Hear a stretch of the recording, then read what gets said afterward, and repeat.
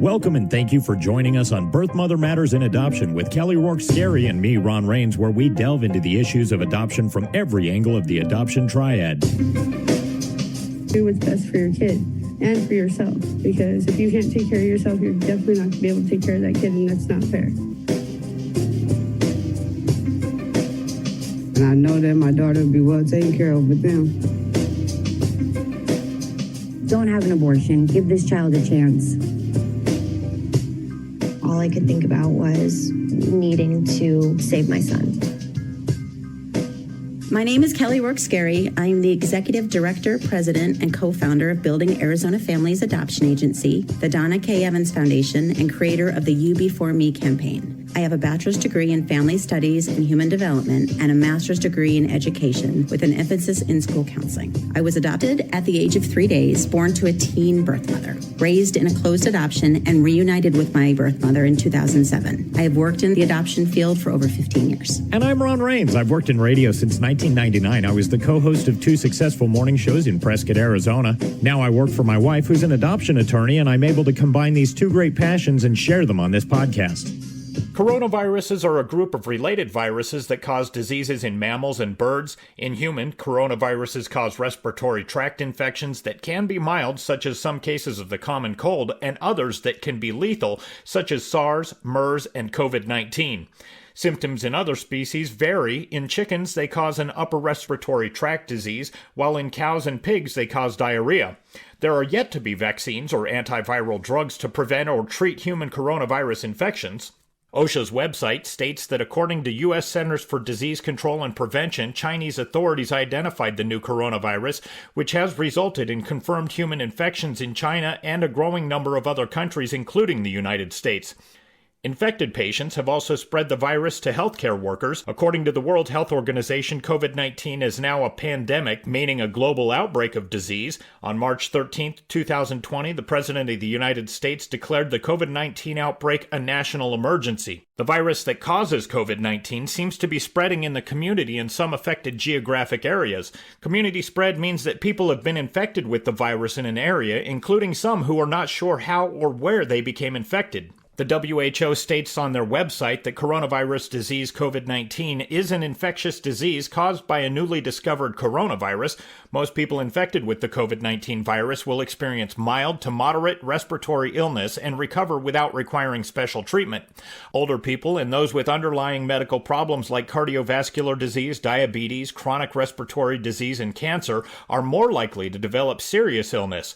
The best way to prevent and slow down the transmission is to be well informed about the COVID-19 virus, the disease it causes, and how it spreads.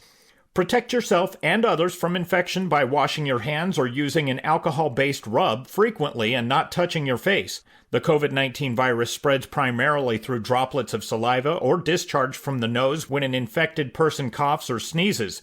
So it is important that you also practice respiratory etiquette, for example, by coughing into a flexed elbow.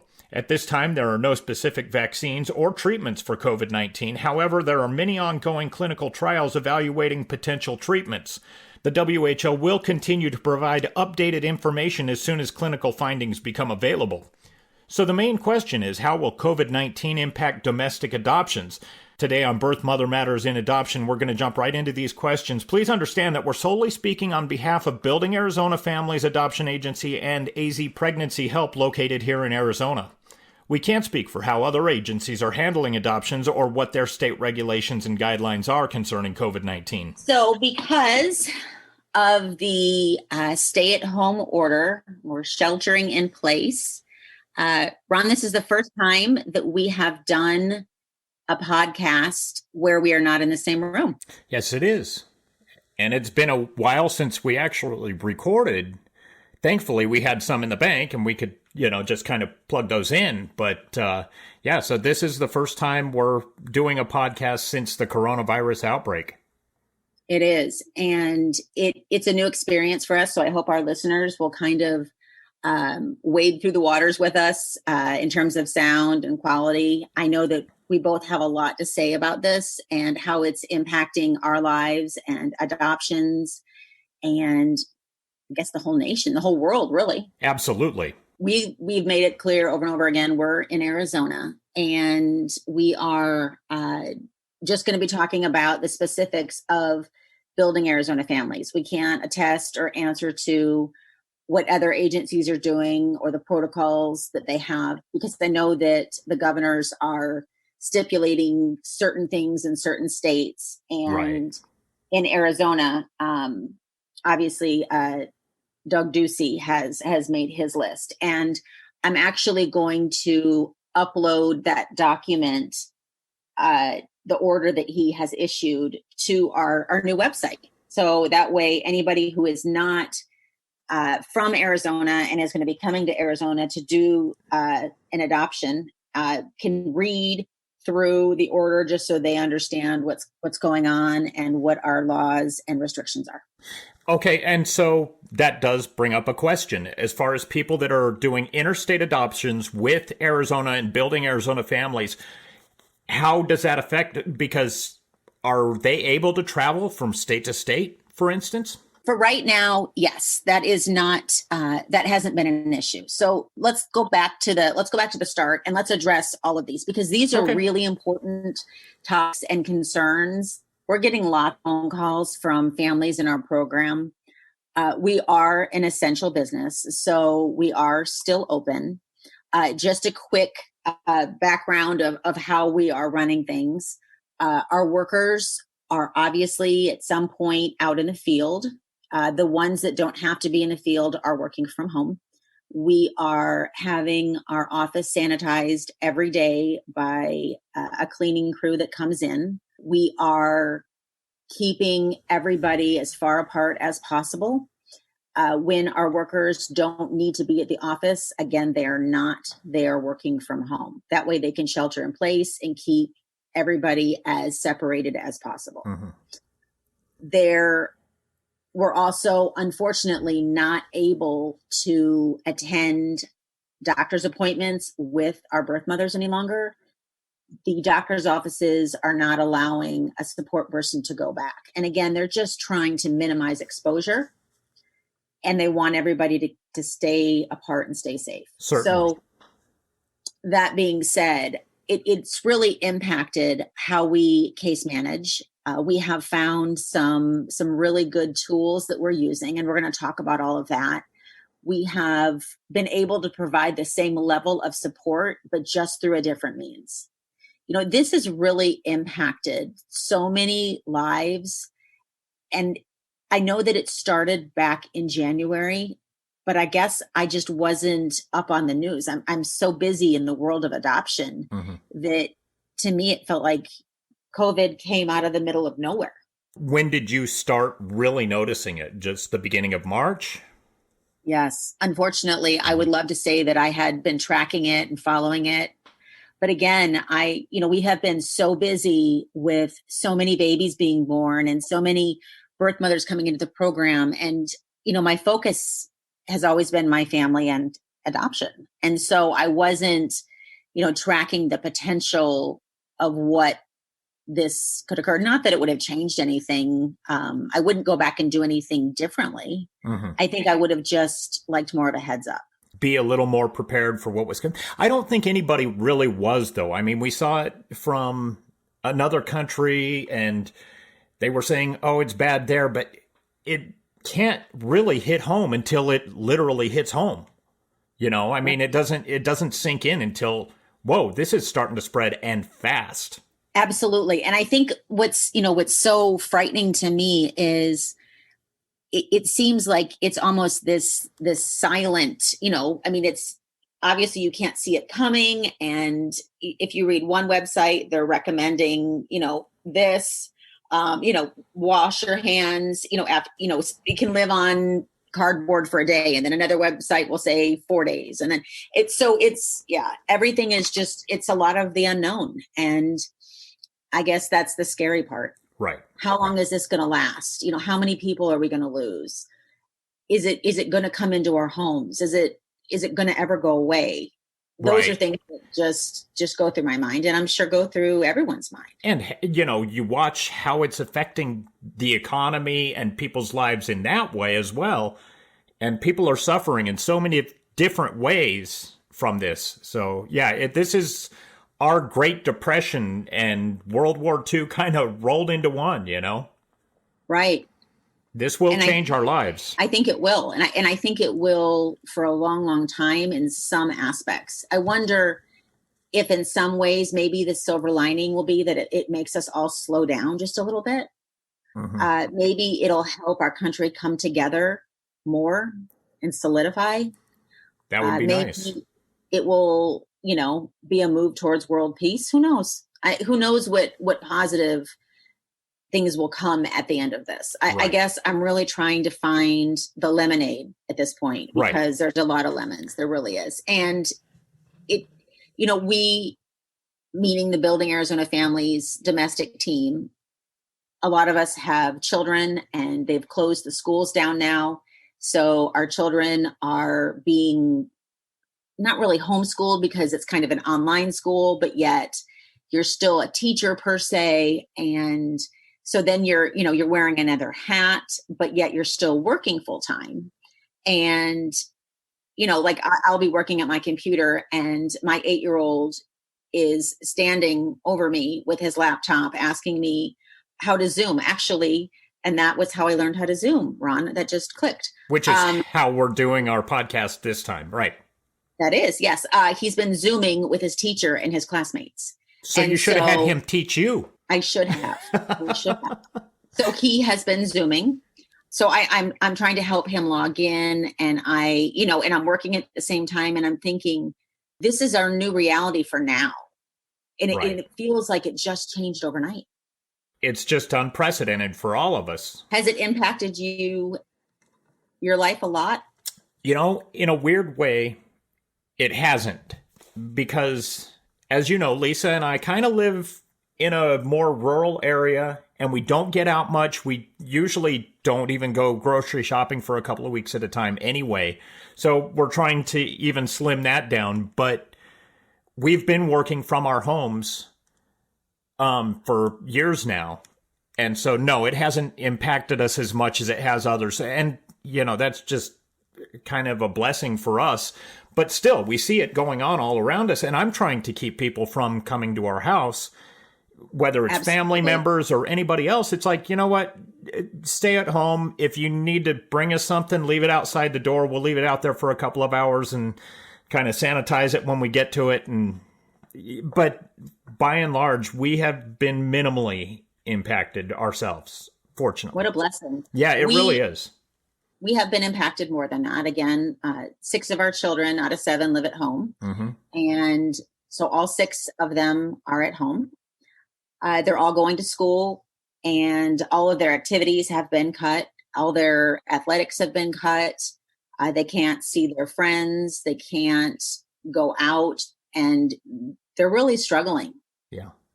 4 of them are teenagers and this is like one of their worst nightmares. Oh, absolutely. I can't even imagine being a teenager in this time with all these immediate changes that are so drastic. And it's like, stay in your house, don't hang out with your friends, don't go and do anything. And yeah, that's got to be horrible for them. Yeah, and definitely. For you, as a matter of fact. On some levels, at some points during the day, yes. Here's a brief timeline on what's happening here in Arizona so that you can understand how Building Arizona Families is handling this pandemic. On March 11th, the World Health Organization declared COVID-19 a pandemic. March 12th, Arizona Governor Doug Ducey declared a public health emergency and gave staff officials more leeway and tools to deal with the coronavirus outbreak. On March 15th, Governor Ducey and the Arizona Superintendent of Public Instruction, Kathy Hoffman, announced all Arizona schools will remain closed through March 27th.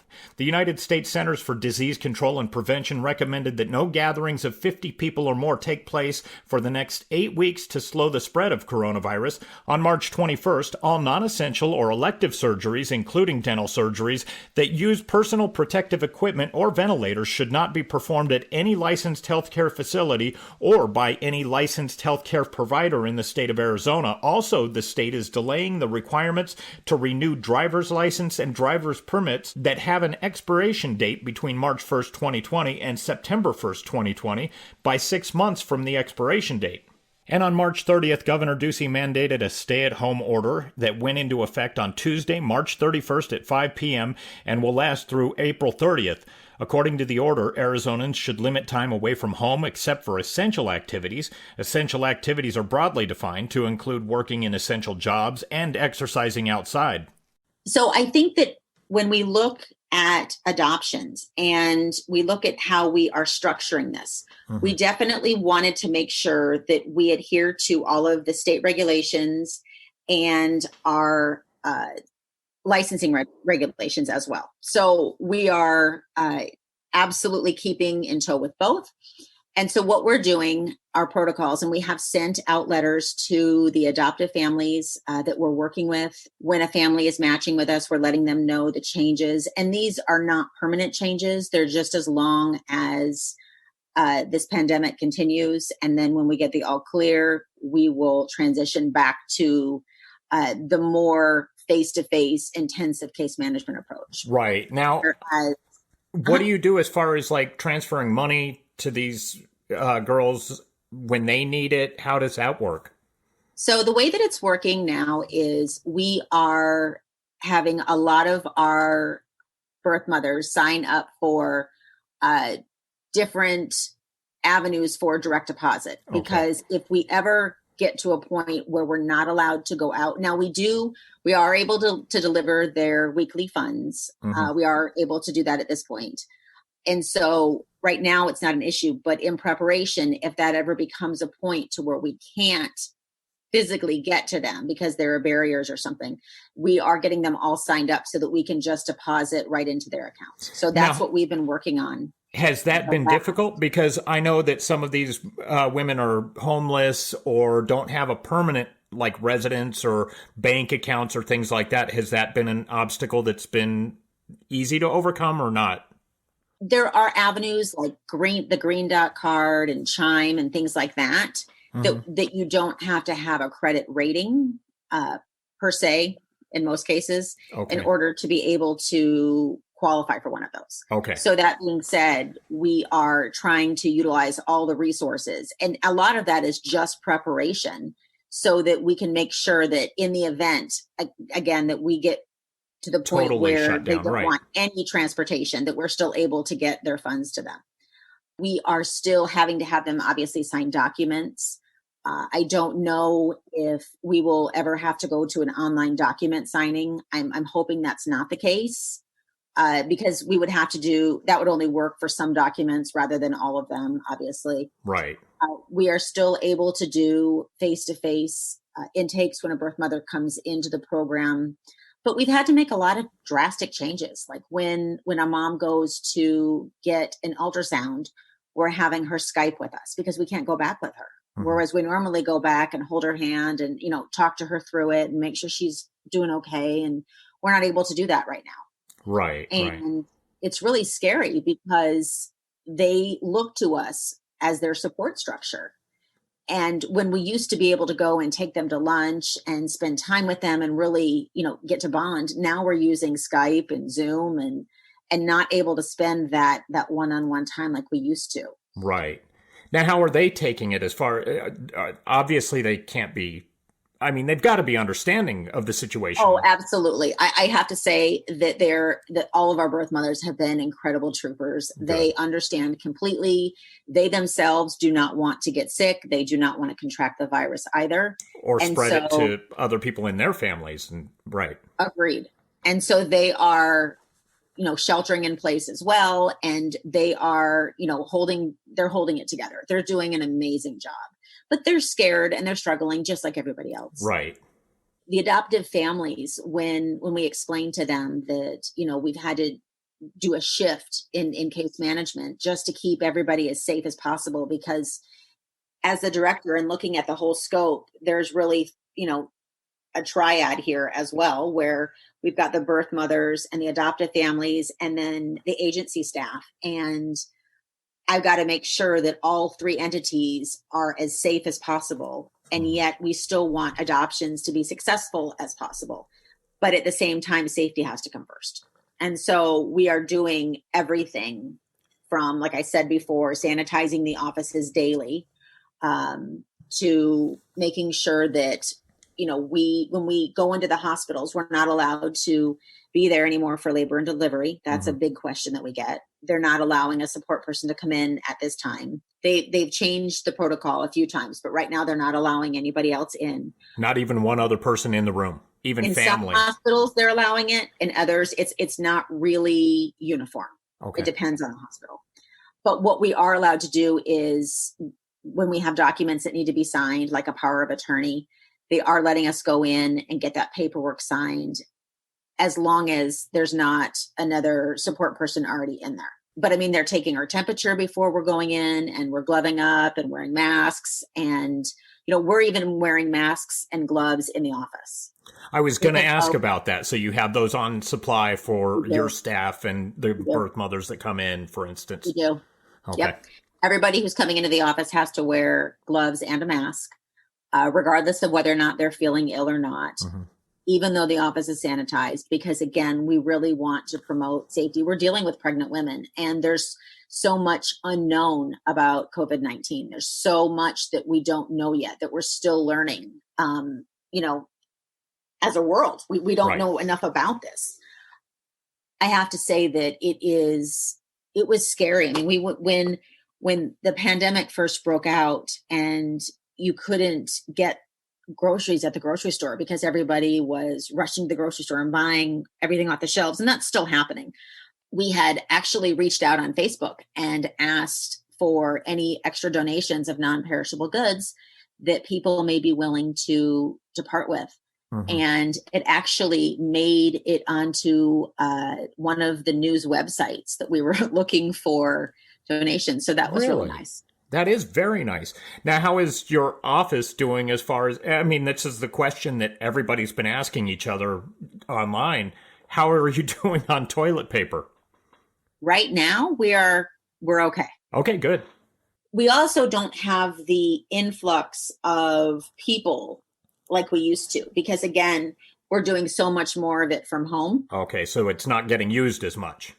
Correct. Okay. It's not getting used as much, and we are part of a business park. And so that's what, that's their obligation to provide it. But at the same time, we have backup if we need it. So we are okay on toilet paper. Good. I'm glad to hear that. Our birth mothers were more concerned about our food pantry and making sure that we had food for them. And we do. But donations are always necessary for this. We do, but it's not what it used to be. It's thinning out. And I know that everybody out there is really concerned about food and toilet paper and all that. But anything that anybody is willing to donate, as long as it's not perishable, we would be really grateful for. Okay. And where do they send that? What they can do is they can either send it to our office at the 8433 North Black Canyon Highway, Suite 152, Phoenix, Arizona, 85021, or they can ding dong ditch at the office. Haven't heard that term in a long time. Yeah, they can drop it off at the office, and our receptionist is there, and she won't open the door, obviously, but when you're there, but she will take it, and we would be very grateful. So it is, it's always a concern for the birth moms, because our food pantry is something that not any other agency that I know of even has or hosts. Really? And St. Mary's Food Bank is one of our major contributors for food, but because of what's been happening, they haven't been able to donate like they used to. Right. Certainly. There's a community need that they have to just take care of first. And right. And we totally understand. And we're grateful for everything that we've received and will receive in the future. And that's totally understandable. But it does put us in a little bit of a predicament. So we've done everything from ordering on Amazon and Walmart in bulk as best we can. I know some of our staff members have donated food. I know we've donated food just to try to keep things going. Remember that those donations can be dropped off or sent to 8433 North Black Canyon Highway, Suite 152 in Phoenix, Arizona, 85021. Visit Building Arizona Family's website at azpregnancyhelp.com.